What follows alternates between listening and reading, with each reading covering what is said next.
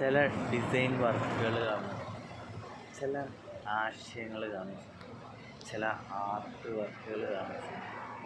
നമുക്കിങ്ങനെ ആലോചിക്കാറുണ്ട്, ഇതിന് എത്രത്തോളം എക്സ്പെൻസ് വരും, ഇതിൽ എന്താണ് ഇതിൻ്റെ മീനിങ് വരുന്നത്, എന്താണ് ഇതിലവർ ഉദ്ദേശിക്കുന്നത്, അല്ലെങ്കിൽ എങ്ങനെയാണിത് ക്രിയേറ്റ് ചെയ്തിട്ടുള്ളത്.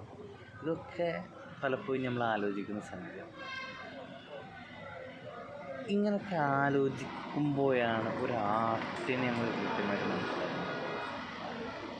അതിന് ഉദാഹരണങ്ങൾ പറയുകയാണെന്നുണ്ടെങ്കിൽ ഞാൻ പലപ്പോഴും പറയാനുള്ളത് മൊണാലിസ എന്ന് പറയുന്നത് ഒരു സ്ത്രീയുടെ ജസ്റ്റ് ഒരു പിക്ചറാണ്.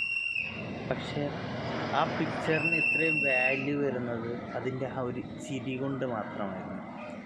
അല്ലെങ്കിൽ ആ ചിരിയിൽ വന്നിട്ടുള്ള ഗവേഷണങ്ങളെ കാരണമായിരുന്നു. അല്ലെങ്കിൽ ആ ഒരു ആർട്ടിസ്റ്റിൻ്റെ ആ ഒരു ബ്രാൻഡിങ് കാരണമാണ്. ഇത്രയൊക്കെ തന്നെയാണ് ആർട്ട്. ഈ ആർട്ടിനെ നമുക്ക് ചെയ്യാൻ പറ്റും. നമ്മൾ ചെയ്യുന്നതിൽ അല്ലെങ്കിൽ നമുക്കൊരു ബ്രാൻഡാവാൻ പറ്റിക്കഴിഞ്ഞാൽ, അല്ലെങ്കിൽ നമ്മൾ ചെയ്യുന്നതിൽ എന്തെങ്കിലും ആശയങ്ങളുണ്ട് എന്നുള്ളത് മറ്റുള്ളവർക്ക് തോന്നിക്കഴിഞ്ഞാൽ നമുക്കും ഇഷ്ടമുള്ള സിമ്പിളായിട്ട്